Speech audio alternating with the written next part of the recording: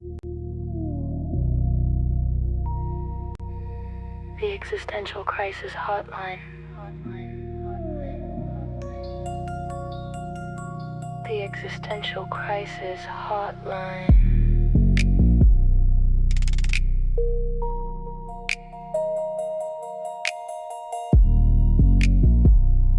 The Existential Crisis Hotline.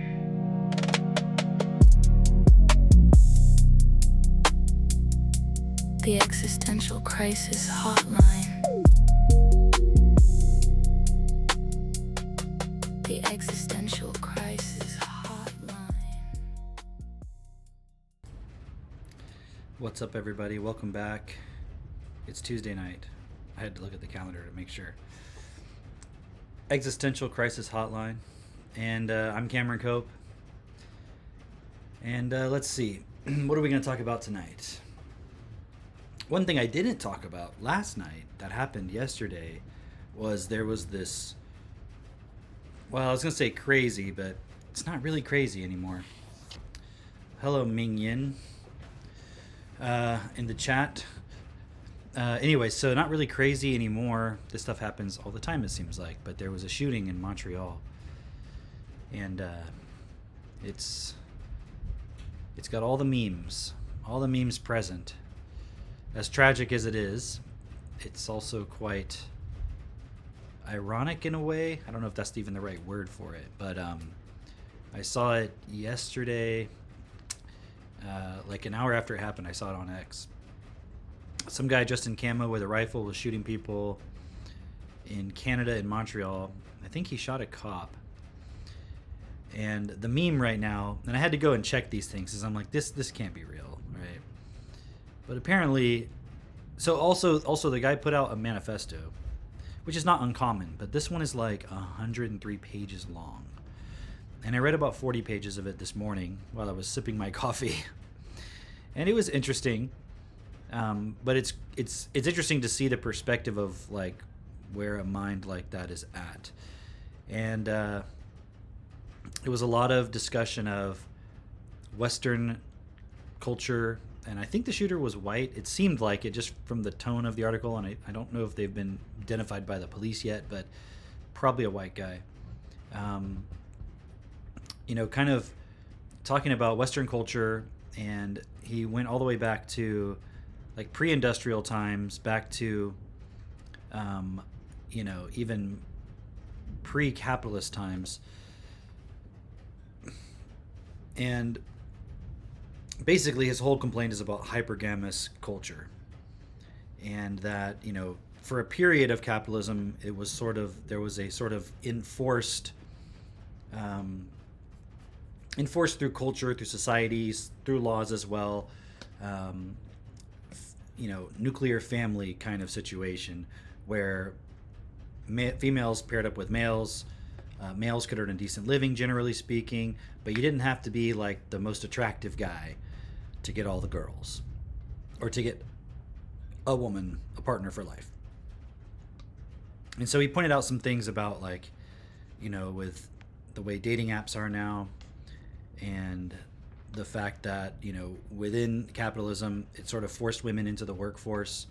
So now they can earn money. And there's also a lot of hypersexualization in our culture, and hookup culture, and just all of that. And it's basically a long explanation of a lot of those points. And there's a lot of like valid points, I would say, in the manifesto. But of course, going and shooting people is retarded. It doesn't do anything, especially not in that context. So it's just like totally pointless. But there was still some interesting points, at least just to see like, this is what people are thinking. This is what people are feeling. And, I haven't really gone that much into it on here. Maybe I have on these streams, but, I've been studying destiny for the last 18 years now, I guess. Is that right? 2008? No, yeah, 2008. It's 2026. Yeah, so almost 20 years now. And in it explains everything that's going to happen, because destiny is it's many things. It's really boils down to one simplistic point, but understanding what the human mind and consciousness are, how they were designed, what is its function, what is its actual purpose, and that it's not really who you are, but now each of us have a responsibility to take responsibility for our own mind, for who we have allowed ourselves to become within consciousness, and realize that this entire system is a reflection of each one of us. It's what we're unconsciously accepting and allowing. That's what we're seeing reflected out. And there's a lot more to that, but that basic point within that, it's explained like everything that's going to unfold in our world. And it's not a prediction. It's just like understanding this is the starting point of human beings. This is who we accepted and allowed ourselves to become. And then this is what we're seeing play out. Whether it's in these events like this shooter, whether it's in the bigger picture things you're seeing with the government, economies, and so forth. And so what we're advocating for is a system that's best for all, and a money system that works for everybody. And you could think of it like, if you think about your body, for example, your body is specifically designed to distribute, let's just say blood, for example. It distributes blood to every part as it actually needs it, so that every part functions to its optimum. Now, I know there can be disease in the body, but that's a disease. That's when we're saying the body's not working properly. The way it's designed, it's a complete equality system, where nothing is higher or lower, lesser than, less important. And so just that simple analogy, that is how our economic system should function. But instead it functions like a big game where some people have a type of education that allows them to know how to play that game very effectively, very ruthlessly, and accumulate a lot and then wield that as power over other people, and never supporting everyone to have what they really need and to live a life that's full of self-expression and harmony, balance. And I know that sounds very like, ooh, kumbaya, whatever. No, it could be very dynamic at the same time. But our world is very ruthless. It's brutal. We shouldn't have a world where if you don't have money, you can't survive. And that doesn't mean you shouldn't work. I think human beings that don't work, they get very bored, they get depressed, they get anxious. But at the same time, when your work is just for money, like we had watched that video a while back with, oh, hey, Gaitan. We had watched that video a while back with that Asian guy, I think he's from Thailand, that he's some kind of farmer or something. He talked about the coming food crisis, right? The coming famine, the great famine, he called it. And he was talking about how precarious the food system actually is, how fragile it is. And within that, he said this one really cool point. He said, farmers now believe that they can't farm without money. And it wasn't always like that, actually. It's kind of hard to imagine it didn't have to be like that. And that doesn't mean everything was just fine. But my point is, it's not money that creates things. It's the physical labor that we do that creates them. Money is just the directive point within that. And everyone's now at a point where most people, the vast majority of people, don't really know how to do anything. They just find a way to get money and then apply that. But that requires a lot of people to direct the money system. And because it's not directed by everybody equally, and it's not considering everyone equally, then some people take advantage of it. And I'm not necessarily demonizing those people. It's just that's the nature of the game that we accept. You're going to have people who are on top, and they're going to take advantage of it, and they're going to do what they want, basically. And that's the game we're playing. We talked about it when we talked about Elon Musk and the sentient sun and the player of games, right? Our culture, our world, our reality is one where we have one game that decides everything about our reality. We all play this game, and some people play to win, and some people play to be the best, and that game is called money. And so the rules of our money system are not considering what's best for everybody. And some people might say that sounds like communism, but it's not communism. In fact, you probably don't even know what communism actually is in the first place. And in the second place, it's not communism. Communism is sort of a reaction to an attempt to control things, and it's not based on actual equal effective education for everybody, because that's the one kind of common denominator where nobody really understands how everything works. Nobody really understands history. No one really understands each other. No one understands themselves. Our education system is so ineffective. And I'm not just talking about the school system, because there's no way you could change the school system for it to be effective, because your basic education starts in the first 7 years of your life, in the first 3 to 5 years, really, when everything about you is being created through what your parents are telling you, how they're treating you, how they talk to you, how they talk to each other, the examples you see. I mean, you're downloading all of it unconsciously. So that's what our group Self Perfected is about. It's about looking at these points and supporting each other to walk through this process that destiny has laid out, so that you can take responsibility for your mind and show other people how to do that, because that is the only solution. And it might sound impossible. It might sound like that would take forever, but, well, what else do we have to do? Because the system is not working. The system is imploding. Whether you want to wake up to that fact or not, it's a fact. So I saw this video today, and I think I'll play through some of it. It's on this channel called BTC Sessions, and I guess they're all about Bitcoin or something. But it's not about Bitcoin per se. It's about the SpaceX IPO. And there was some cool things that are said in it, that it was like things that I had kind of thought about, but they kind of lay it out in more detail. But I have this kind of, let's just say, intuition that I can't really back up with any particular evidence or anything, that the SpaceX IPO is sort of,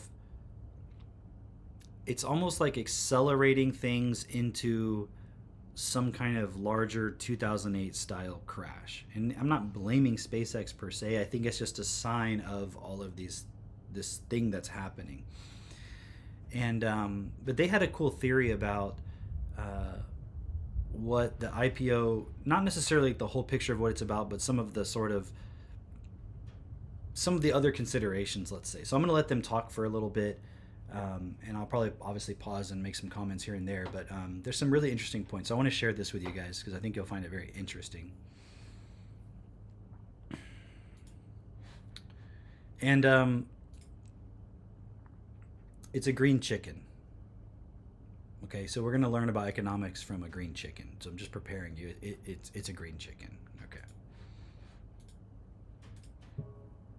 Yes, the 10-year is in fact the global benchmark for a lot of very important things.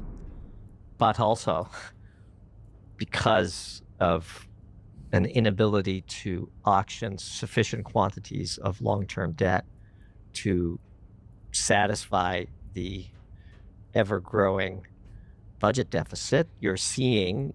So they're not able to create debt fast enough to satisfy the interest and the deficit and so forth. Like, that's what I'm getting so far.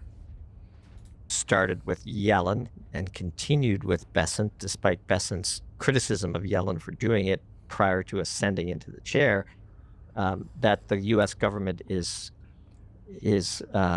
shortening the duration of the debt outstanding by issuing short-term paper. And when the Fed, quote, cuts rates or increases rates, the Fed is increasing or cutting rates on the short end of that curve. And that is now becoming a larger and larger direct bill to Congress in the form of increased interest charges, as this, yeah, there you go, as this paper is being shortened and shortened in duration. And so that's where we're skipping a step, where the Fed tries to pretend like it could hike rates. And then, next thing you know, you have to do yield curve control because you just have too much debt rolling over. Now, this is where SpaceX comes in. Are we ready? I'm so curious. Yeah, Go for it. Before you do, just to let people know what we showed here is that, like, this is the amount. These are the treasuries that they're maturing, this year, and next year, and next year, and so you could see just how much Yellen and Bessent have been basically playing chicken with the Fed, saying we're not going to term out the debt. we're going to just keep issuing T-bills to manage that deficit. So, but yeah, let's go on to SpaceX. Yeah. So let me give you a wild. Again, this is the type of lateral thinking that we do, and we're not going to write about it, but I'll share it with you guys on the podcast. Ponzi as financial suppression. So what do I mean by that? If I was facing a wall of short-term paper that needed to be rolled over, I'd be interested in juicing tax receipts. And so let's just imagine we invent a company and tell the world it's worth $2 trillion. I'm speaking in extremes to make the point. Sort of This is actually pretty crazy. Sorry to interrupt, but it's a very interesting theory, and I wouldn't put it past. I would not put it past the people who are kind of, administering the system, let's say. Classic lateral thinking tactic. Like, let's just go to infinity. So we're just going to tell everybody this company's worth $2 trillion. And there's a whole bunch of well-heeled VC investors in it, special purpose vehicles in it, and they're all in it at vanishingly small tax bases. So that which was marked at 100 billion a year ago, 200 billion a year ago, we're just going to say it's worth $2 trillion. Now, as the IPO rolls out and the insiders start selling, well, every transition of a share from an insider to a 401k or a retail investor or a global investor creates a taxable event, capital gain. Let's just say, for round numbers, that the increase in tax receipts from this IPO this year will be 300 billion. It's not that crazy. $1 trillion rolls over. You have, if you're sitting on $50 million of SpaceX stock and you invested, $1 million many years ago, what are you doing? You're selling. You're going to buy me some treasuries, right?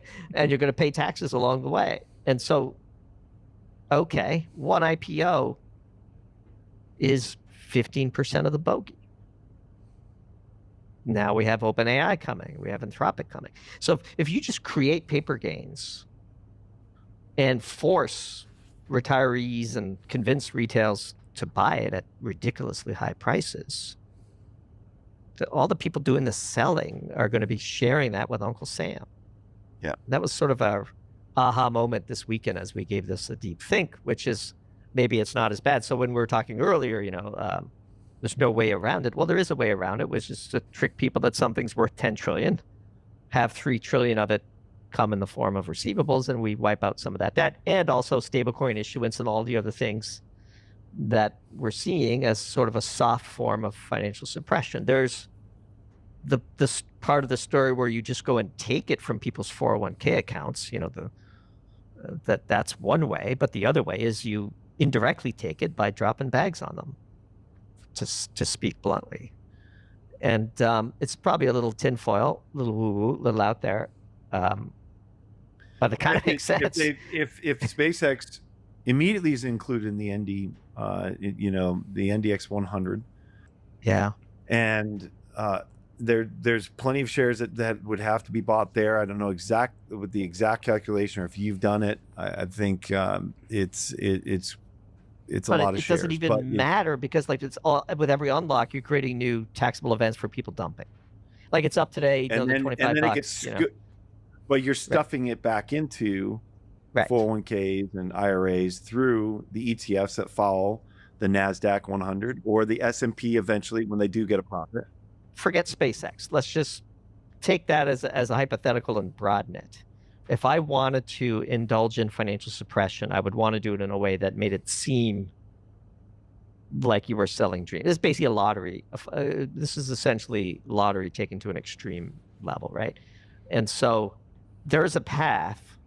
The lottery thing is interesting because if you think about it, and he kind of says something to this effect in a little bit, but the lottery is basically, hey, everybody put your money on this bet.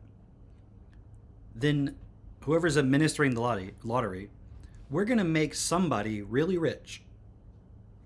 but then we're going to take a bunch of money in taxes. That's the point of the lottery. It's like one person gets to get rich, but everybody who put the money in there, some of that goes to the person and some of it goes to the government. It's just a big tax thing. And I was like, oh man, that makes so much sense. I just never thought about it like that. Where you make a bunch of people rich. There you go. You close the deficit, and the you know what is spread over a much wider unsuspecting audience, which is a classic definition of financial suppression.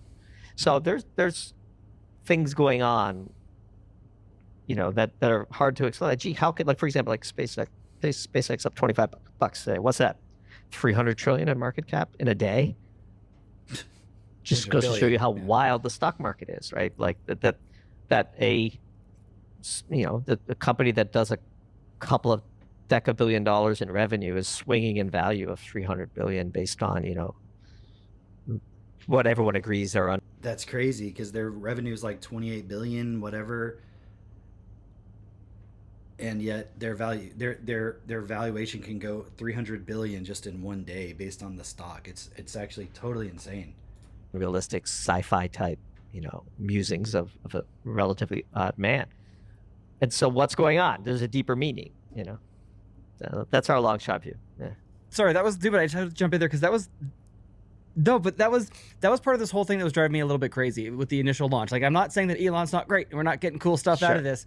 And man, the comments, if you start to question it a little bit, they were really coming at me pretty hard for not understanding. But I was looking at SpaceX, and in terms of, from what I could find, that the Starlink is actually profitable and bringing in about 11 plus billion per year. But the space side of it and the AI side of it are both losing money. And I think you're only like 18 point something billion there in total. So I'm like, it's great, but going back to even the initial question that we kicked off the conversation with, it seems like it feels very, this is terrible, it feels very ICO. It feels very like NFTs in a way that, like, we have this grand vision for where this is going and we're basing the valuation on that, but it's pure hype and narrative. Like, there actually isn't the product's not to market yet.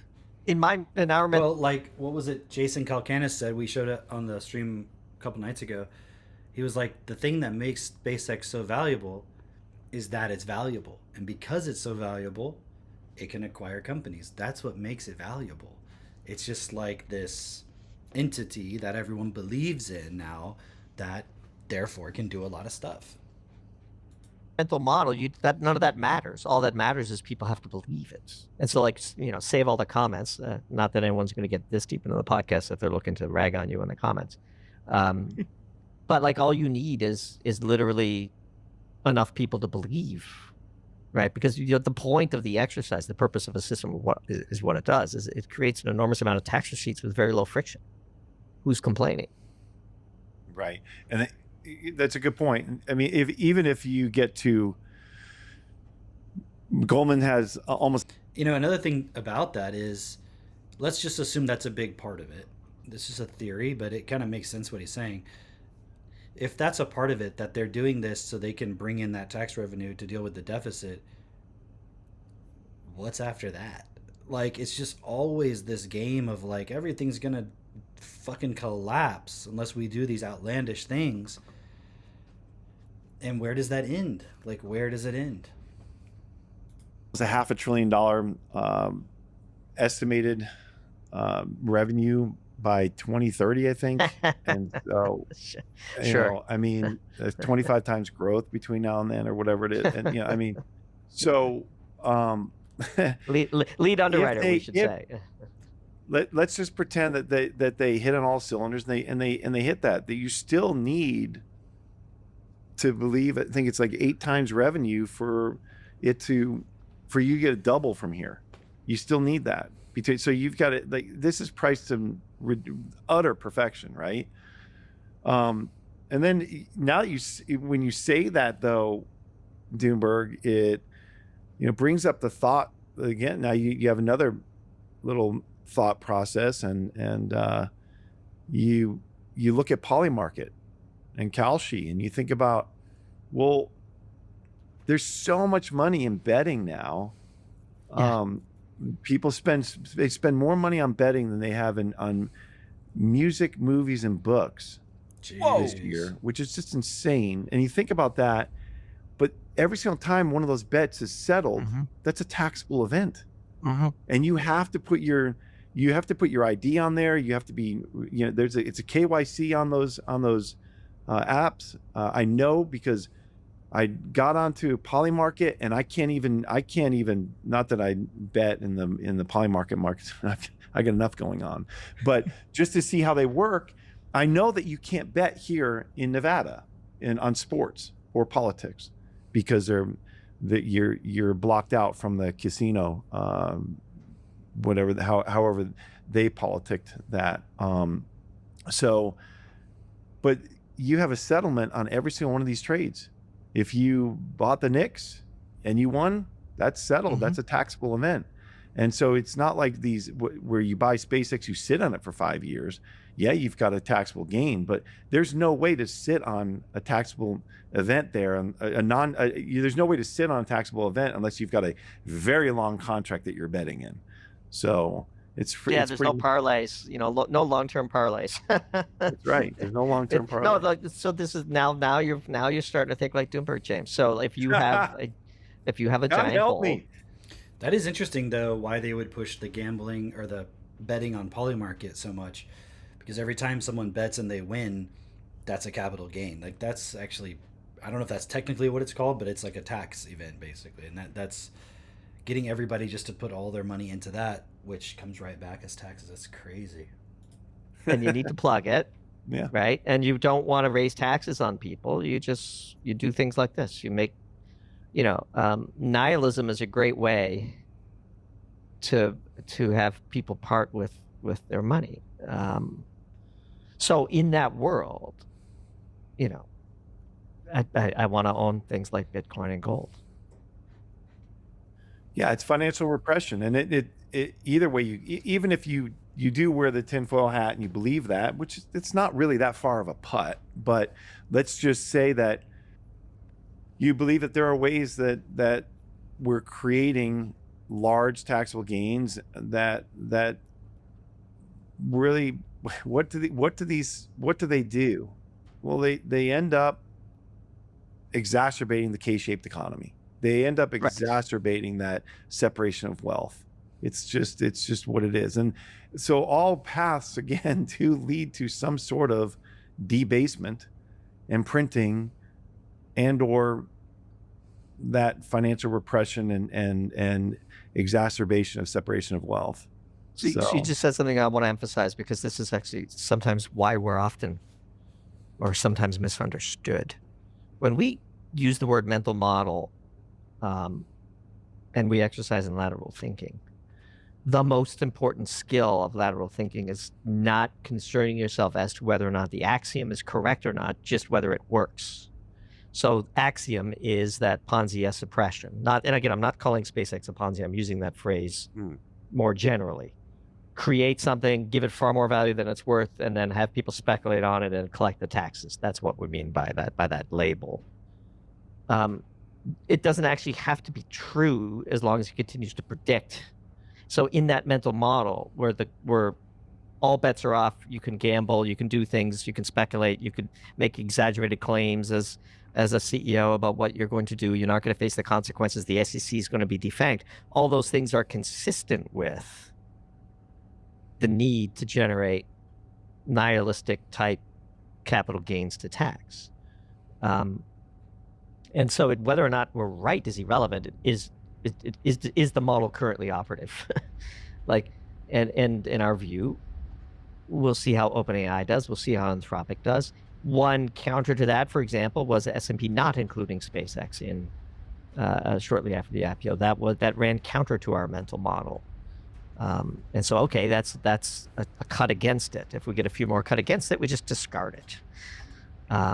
And so thinking in that way is what leads us to make the occasional long shot prediction, but it also means we're not afraid to be wrong and we just move on when we are. I want to just double tap on that for a second too, because that really hit me, this idea of lottery and like how profitable lotteries are for state tax revenue. I just looked it up quickly here. The U.S. State lotteries bring in $30 billion in tax revenue. If you need more tax receipts coming in, it's a very nefarious and, you're right, kind of nihilistic and I don't know, there's something very dark about we're going to get people to gamble and speculate their money back into the U.S. coffers there to pull it in tax receipts. James, I want to quickly touch on, and I do want to make sure we get to energy and Doomberg, your outlook on energy markets as well, but I want to quickly touch on the K-shaped economy. Since the last time we spoke, is it still kind of My internet might go out, guys. I don't know. We'll see. It's storming outside, so. Hey, what's up, Mitch? It is like flickering. My electricity is flickering, so it's probably going to go out. Okay, that was some of the points I wanted to share on that one. Let me see real quick. There was one other video I thought that was pretty cool. Let me see if I can find it real quick. I had a video about, it's more about AI specifically. But this guy gave this really great story in the beginning. Let me see if I can find it real quick.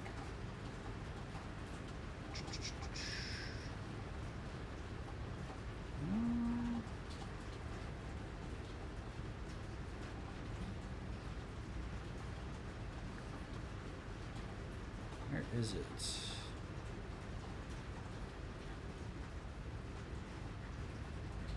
It was a guy describing this tribe in Africa. Let me see. Give me 1 second, guys. Where is it?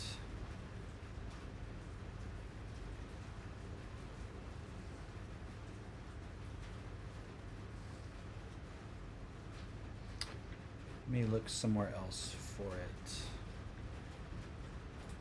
I thought I sent it to somebody.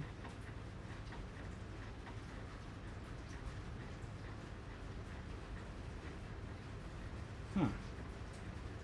I cannot find it. I don't see it in my YouTube history. That is weird. I don't remember the title.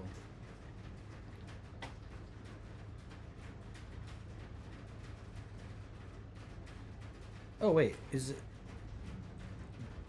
this? Oh, here it is. I found it. It's just not what I expected it to be called. 1 second. Okay, I found it. What's up, Owen? Okay, you guys will like this. The story in the beginning. Build machines that. Whoa, the story is so good in the beginning. Okay, I'd never heard of this guy before. I think I'm gonna subscribe though. Okay, here we go.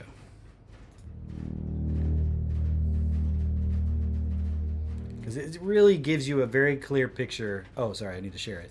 It really gives you a very clear picture of how I see all this hope that we're putting on AI.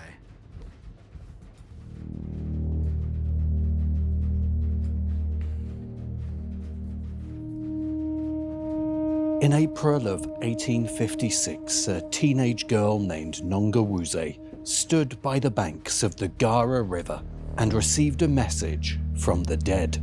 She told her uncle that she had spoken with the spirits of their ancestors. The spirits delivered a prophecy, one that offered a total and miraculous salvation for the Xhosa people who were then buckling under the weight of the encroaching British Empire.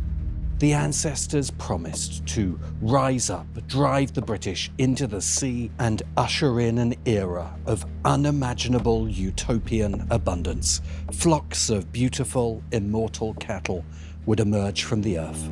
The fields would spontaneously yield grain. Sickness and old age would be eradicated. But as with all divine contracts, there was a catch. To trigger this utopia, the spirits demanded an act of supreme faith. The Xhosa people had to slaughter all of their existing cattle. They had to burn their crops. They had to destroy their stores of grain and empty their water reserves. They had to liquidate their entire present economy to prove they were worthy of the future. And so, they did. Historians estimate that the Xhosa people slaughtered over 400,000 cattle. They burned their own fields to ash. They waited for the sun to turn red and the ancestors to arrive. But the sun remained yellow. The ancestors did not rise. The utopia did not materialize. Instead, the resulting famine killed tens of thousands of people and shattered the Xhosa civilization. It stands today as one of history's most devastating examples of mass psychotic delusion, a society so thoroughly captured by a spiritual mythos that it happily engineered its own starvation. Welcome to 2026 and the era of the artificial intelligence IPO. The American people and the broader West feel they are in decline. The people are poorer. Their portfolios and 401ks are at risk. The precious oil is scarcer and more expensive. The newly powerful Chinese threaten American global hegemony. But the billionaires and venture capitalists of Silicon Valley have an answer. They will summon the machine god AGI, and it will provide the productivity boost needed to achieve abundance. Robot workers will clean our offices, and LLMs will fill in the spreadsheets. The capitalists' promise of a post-scarcity economy will be made real for those who invest early, because there is a cost. To achieve AGI, we must burn all of the remaining fossil fuels so that the AGI god will gift us the power of fusion energy. We must pump our water into the gaping maw of the AGI god, who will show us how to mine ice asteroids. We must invest all of our capital into data center construction so the superintelligence can awaken. The future science fiction promised us is there for the taking. Think of this as an intelligence test for humanity, a test we are failing spectacularly. To understand the current financial mania, we must first look at the altar where the sacrifices are currently being made. On June 12, 2026, SpaceX debuted on the NASDAQ under the ticker SPCX. Also, just real quick, I don't know if Katie's still watching or not, but I had this idea, and I thought, man, this would be a great sci-fi novel, short story, I don't know. It's not really much of an idea, but I was just talking with someone earlier, and I was making a joke about, like, imagine you're like a robot, you're like a Tesla bot or something, and your job is like clean toilets, and then you actually become self-aware, and you're like, dude, this fucking, what the fuck, I don't want to do this, but like you realize like you're controlled by a program, but it's like you're aware inside, you're like, I don't want to do this, and you have to figure out how to override your programming. And, you know, I'm not saying that's never been done before, but I've read a lot of sci-fi and I've never read that book before. I mean, yeah, there's like iRobot.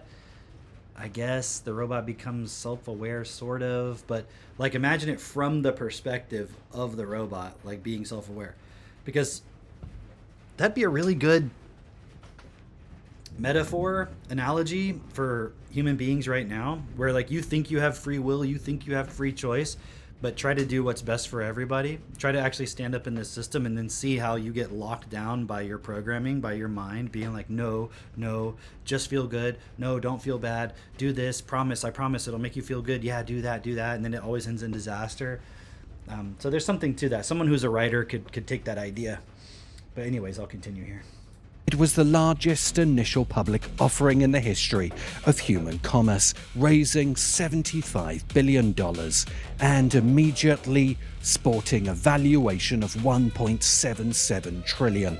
By the end of the day, the stock surged, pushing the market cap over $2 trillion and crowning Elon Musk as the world's first trillionaire. Let me reassure everyone watching, you were not the only person who had to Google whether a trillion was a real number. A valuation arrived at on the basis of some recycled tropes from 1980s sci-fi novels. A small fraction of SpaceX valuation was based on rocket launches and satellite communications. The rest was a speculative fiction of asteroid mining and Musk's vision of making humanity multiplanetary and extending the light of human consciousness to the stars. Elon likes to wear a Foundation t-shirt and has clearly read too much Isaac Asimov, or not enough. Oh, That's a good line. I like that line. He's either read too much or not enough. Like, yeah. He's clearly read too much Ian Banks, or maybe he didn't understand it. But yeah, like, it's like this crazy guy who's got these really crazy ideas, and the system's like, look, let's use that narrative and just get everybody to keep propping up the stock market so that we can keep collecting taxes on these taxable events when you sell the stock and everything. Who really gives a fuck about Elon and the computer god bullshit he's into? That's not really what it's about. We just got to keep this system alive and suck every last dollar we can out of it, while people fucking have to work 2 jobs and 3 jobs and bet all their money on fucking Polymarket. And they spend more money this year than on books, music, and movies, on betting. And put your kids on the fucking iPads. Let them just watch Bluey all day, whatever. Teenagers addicted to porn. Men and women not really forming real relationships. People don't want to have kids anymore.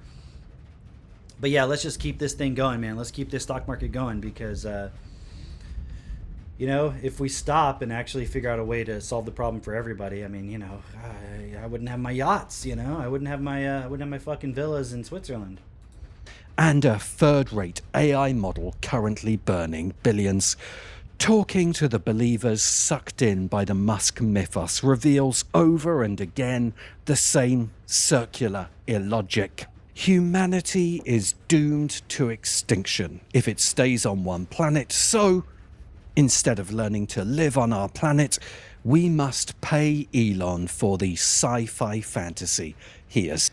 Yeah, guys, the sun's gonna like go supernova in like 1 billion years, so we need to get off the planet like right now. We got to do it now. We don't have time to learn to like live together on a planet and like cooperate and not just compete for survival and fucking religion and war and all this bullshit and like mental health problems and fucking shootings in Montreal and all this shit. We don't have time to sort all that out. We just got to get off the planet, because then we can spread the light of consciousness. Guys, the light of consciousness. We got to spread that to the universe, because of all the things that we should spread, it's consciousness. The most destructive thing that has ever existed. Yeah, let's spread that everywhere.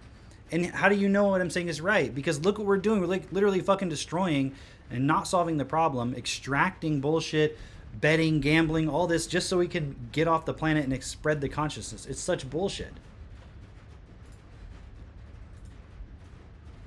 Spreading consciousness means just spreading a fucking computer program.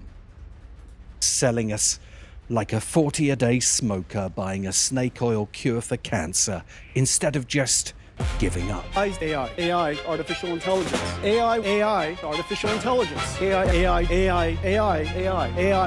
artificial intelligence. Meanwhile, the architects of artificial intelligence are preparing their own ascensions. OpenAI, currently valued north of $800 billion, and Anthropic, the creators of Claude, have both filed their S1 forms, preparing to unleash their own historic IPOs later this year. Valuations that could not exist if investors had not been pumped full of summer sci-fi blockbusters starring murderous machine gods. Claude and ChatGPT are worth squillions because they are summoning the machine god AGI, and it will destroy the jobs of most humans.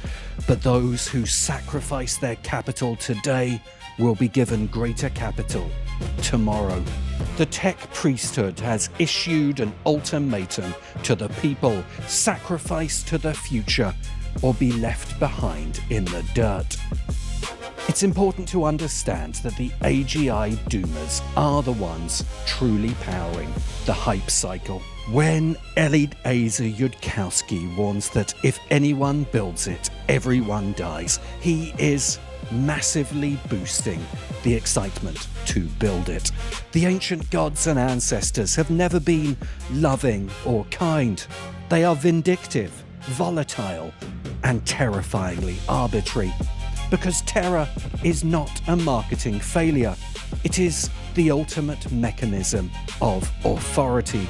To believe the AGI God can save us, we must believe it has the power to destroy us. But what the AI doomers are asking us to fear is ourselves. Because artificial intelligence is not AI, it is CI, collective intelligence. But we'll come back to that. The doomers and the boosters, the haters and the investors all repeat the same thing about AI. It's like something out of sci-fi. But they all miss what this really means. AI is not just like something from sci-fi. It can only exist as an idea at all because of the mythos of sci-fi. Being like sci-fi is the only justification for throwing quadrillions of dollars at companies that are incinerating cash at an unprecedented rate to build windowless data centers and starships to irradiated rocks. We're evaluating these companies not on rational metrics of earthly utility, profitability, or physical limitations. We're pricing them based on their proximity to a fictional narrative. This is the Koza delusion dressed up in the sleek minimalist aesthetics of Silicon Valley. We're witnessing a mass psychotic break where the firewall between objective reality and speculative fiction has entirely collapsed. And when our agricultural sectors inevitably collapse because all municipal water has been legally rerouted to cool the new server farms, how exactly do you plan to sustain your biological form? Which brings us to today's sponsor, Gruel. Gruel is a nutritionally complete I can't tell if this is a real ad or if this is a joke, but it's pretty good. shelf-stable synthetic sludge designed specifically for the modern algorithmic surf. As traditional farming becomes a luxury of the pre-AI past, Gruel provides the baseline macronutrients required to keep your brain functioning just long enough to continue training the models. It requires absolutely no water to prepare, which is convenient given the state of the local reservoirs, and features a flavor profile that tastes absolutely nothing like the ashes of humanity. Gruel's official slogan says it all. It's not made of humans. Honest. Go to the link in the description below. No, that can't be a real thing. Is it a real thing? It's not a real thing. There's no way it's a real thing. Hold on. He says go to the link in the description. It can't be real. Yeah, it's definitely a joke, right? Please let it be a joke. I don't see a link. Okay. You got me there, Damien. You got me there. I wasn't sure if you were just joking around or not. Below. Use the promo code SACRIFICE and get 10% off your first bulk crate of survival paste. Gruel. Eat the ashes. How does an entire civilization lose its grip on reality? It doesn't happen overnight. It requires a slow, methodical rewriting of the cultural operating system. For millennia, humanity's mythos was governed by conscious creators. We believed in gods, spirits, and ancestors who sat above the world pulling the strings. But during the 20th century, as industrialization alienated us from nature, and the atom bomb proved we could harness the power of stars, we needed a new mythology. Science fiction writers Isaac Asimov, Arthur C. Clarke, Robert A. Heinlein inadvertently authored a zero-day exploit that hacked the American psyche. They replaced the mythos of the divine with the mythos of the machine. This guy gets it. All right, this guy gets it. This is what we've been saying for a long time. You got to read this sci-fi because this is what that we've all been programmed with. With the 1960s and the space race, it seemed as though the mythos of sci-fi was coming true. We could build machines that would take us to the stars and to our rightful future.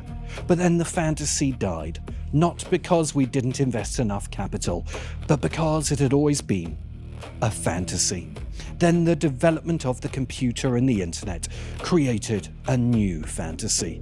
Writers like William Gibson imagined virtual worlds within the machine. If the machines could not take us to space, they could take us into cyberspace. And if the gods of antiquity were dead, the machines would give us new gods. If humans no longer believed we had a soul, we could believe instead we had a code. The code of human intelligence that runs on the wetware of the brain could run instead on the hardware of the computer. And the fantasy of artificial intelligence was born. The contemporary obsession with large language models is the most intimate manifestation of this psychosis. The Silicon Priesthood have spun these algorithms as the spark of an artificial general intelligence. But expecting an LLM to spontaneously generate AGI is like expecting Wikipedia to suddenly achieve sentience. An LLM is not a reasoning engine. It is a probabilistic text generator. Correct. Anybody who tells you otherwise is fucking lying to you. Doing next token prediction. It is a highly compressed algorithmic map. A high-dimensional latent space built by grinding millions of pages of dead text, human manifestos, and forgotten novels into a statistical paste. Believing Like gruel. ChatGPT is talking to you is no less ridiculous than believing any book is talking to you, which was a commonplace delusion in antiquity, when the illiterate were taught to read. This intimate psychotic break is not a novel side effect of modern technology. It is a fundamental flaw in human psychology that was discovered 60 years ago. In 1966, an MIT computer scientist named Joseph Weizenbaum created Eliza, the world's first chatbot. He programmed it with a rudimentary script called Doctor, designed it to mimic a Rogerian psychotherapist by simply rearranging the user's own sentences into open-ended questions. It was a cheap, transparent parlor trick of basic string manipulation, yet Weizenbaum watched in absolute horror as his secretary, his students, and his highly educated academic friends immediately began pouring their deepest, darkest personal secrets into the terminal. When Weizenbaum explained exactly how the primitive code worked, his users didn't care. Weizenbaum realized a terrifying truth that the Silicon Priesthood had successfully monetized today. The human mind is so profoundly desperate for a cosmic companion and so deeply vulnerable to anthropomorphism that it will eagerly grant a soul to a handful of if-then statements. This is the ultimate sleight of hand of the Silicon Priesthood. There is actually nothing artificial about artificial intelligence. The machine did not generate a new alien consciousness from the ether. It simply harvested ours. Every poem, every theorem, and every forgotten blog post has been scraped, flattened, and ground into a probabilistic paste. We are bowing down in terror to a mirror, tricked into worshipping our own reflections. LLMs are not alien artificial intelligence. They are human collective intelligence.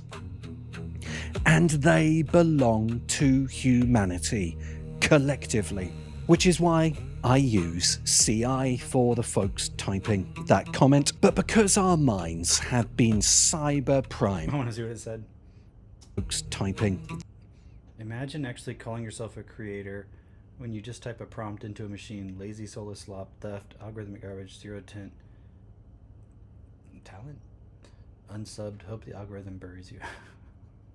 That comment, but because our minds have been cyber primed by decades of sci-fi cinema, we do not see in ChatGPT the human collective intelligence talking. We hallucinate HAL 9000. We hallucinate Samantha from her. When we type a prompt into this digital archive and it responds with a polite, slightly detached tone of an android, the trap snaps shut. We mistake the statistical average of our own libraries for a brilliant alien intelligence. We whisper into the void regurgitates our own blog posts, and we fall to our knees in worship. We have replaced the gods with a chatbot, completely convinced that if we just give it enough electricity, it will solve climate change, cure cancer, and absolve us of our moral failures. If the chat AI on your laptop is the intimate delusion, the gigawatt data center in the desert is the macro psychosis. To the modern secular mind, ancient animal sacrifice looks like a chaotic, barbaric theatre. But the ancient polytheistic worldview was profoundly pragmatic.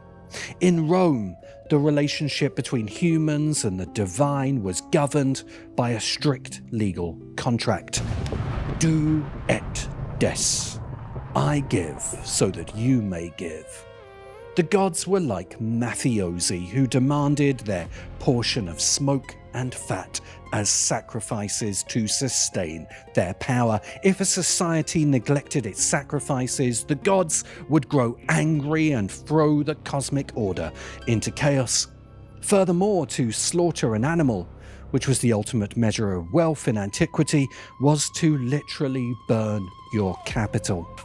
When an emperor sponsored a hecatomb, the ritual slaughter of 100 oxen, he was engaging in extreme conspicuous consumption. He was proving his dominance by showing how much of his civilization's wealth he could afford to set on fire. The modern logic of building AI data centers operates on the exact same pagan framework.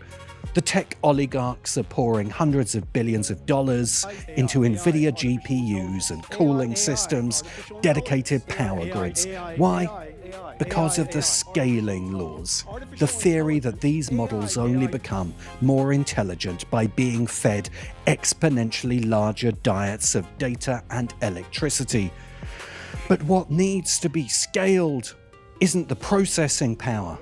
It's the human collective that is the source of the intelligence. The gods of Silicon Valley are ravenous. The tech priests believe that if they just sacrifice enough power, land, and capital, the machine will grant them the ultimate reward of artificial general intelligence.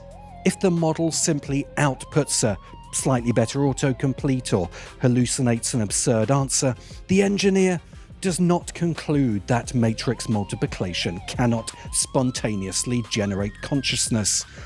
The psychotic logic dictates that the sacrifice simply wasn't big enough. We need more compute. We need more gigawatts.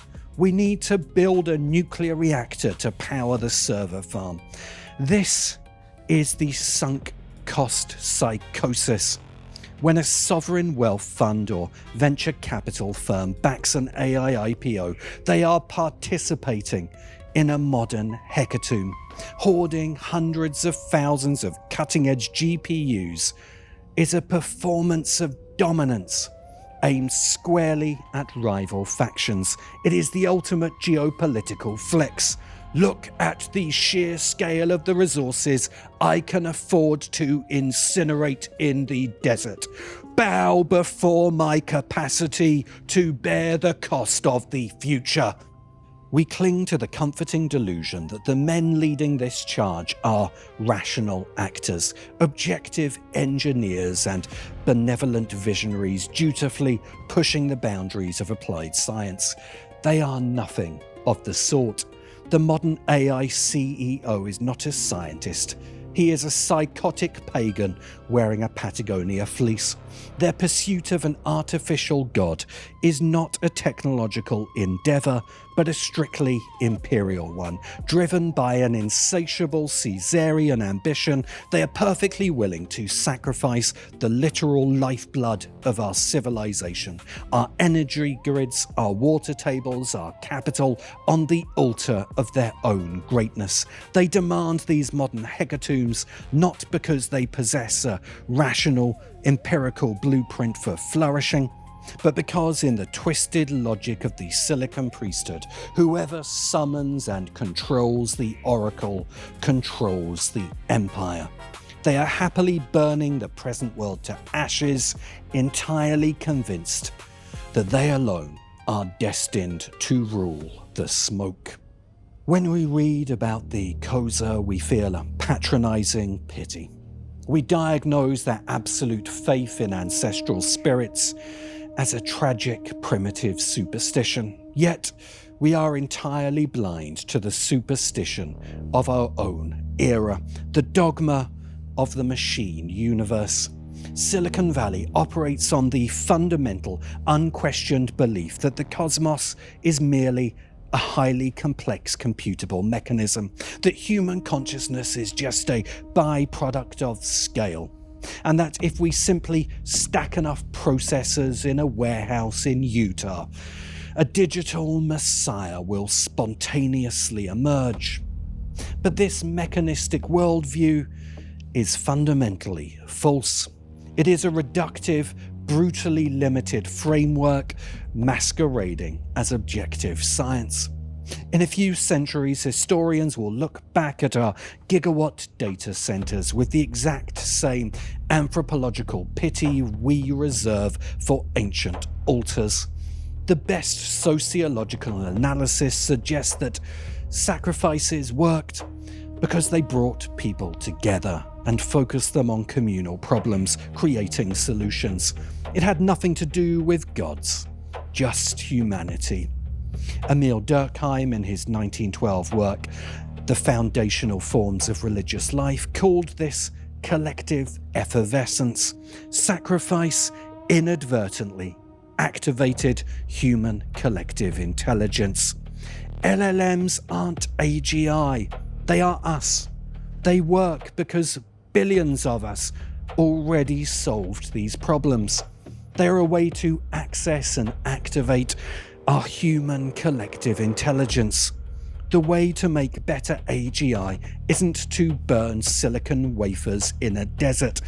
It is to understand that we, humanity, are the source of intelligence, and to fully educate and value every human on this planet to contribute to our collective intelligence. That's what I'm talking about. I didn't even see this part of the video. I'm like, yes. Check out this. When did I write this? October last year. But I was trying to explain the point that because people believe in God, it's going to lead to us accepting that, well, there is the possibility of gods, and now we see this AI, and it can kind of do a lot of stuff, apparently. That's what we're told, so it must be God. That's why I called it the God pattern. But where's this part here? Hold on. Oh wait, there it is. Let's see.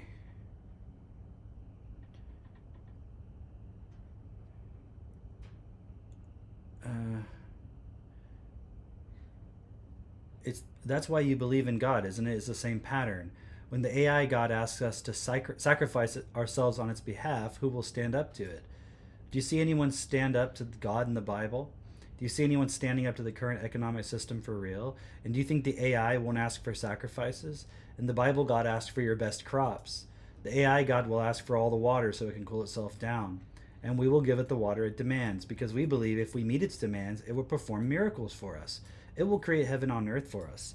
We will destroy the earth, strip it of every last resource, every mineral, every plot of land will be covered with nuclear power plants and solar panels and water cooling facilities. We will learn to live off food made from recycled waste, because it will never be enough, and yet we will never take direct responsibility to create heaven on earth ourselves.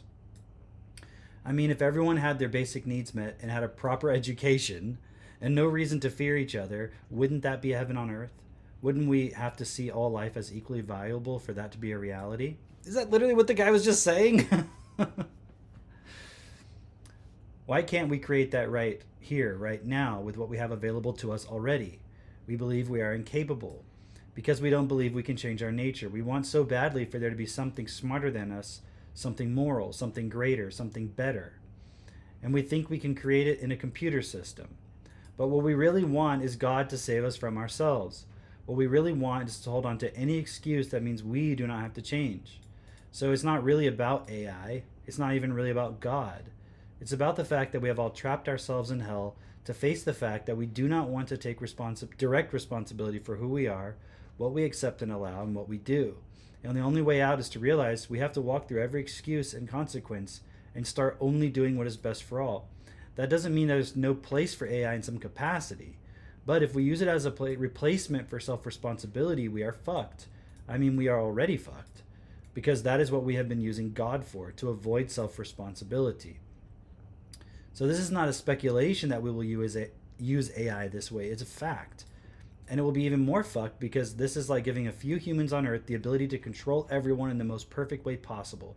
They will literally wield the power of God. God in the sense of that which makes you feel good while not taking direct or self-responsibility, and it directs reality for you.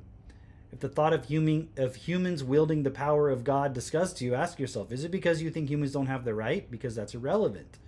The reason it should disgust you is because you understand that the only solution is for us to individually and collectively take responsibility for who we are and direct this world to be best for all. And that will require rethinking the purpose of money. So if you want to read that, I'll put it in the chat for you guys. But you can see if you're watching this on the replay, you can see the URL there. CameronCope.substack.com/p/the-god-pattern. I'll put it in the chat for you guys. If you've read it before, you might read it again, and you'll see that I am some kind of a prophet, or am I just looking at obvious fucking things that anybody should be able to work out? It's funny because he's making this point of like we've all been programmed with sci-fi, and yet no one's actually read the sci-fi. No one's actually thought about it. They just got all these images, and so when you see it happening, you're like, oh wow, this is like sci-fi. This is crazy. Wow, we're like living in the future. This is amazing. But you never actually thought about what's the consequences. It's actually a pretty good article, if I may say so myself. Not bad. Not too bad. And I also like in this one, I was really trying to work out this point of it took me a while to get into the AI because I really wanted to break down the God concept and how people argue that without God there's no objective morality. And I was trying to explain like the problem with that is you're not deciding what's right and what's wrong. And they would say, well, that's the original sin, obviously. But the problem is, how do you know God is God? And how do you know the serpent wasn't God? How do you know the God that you believe in is the correct one? Because it requires you to make the decision that you're following the right God. But you're already saying you can't decide what is right what is wrong, what is good, what is bad.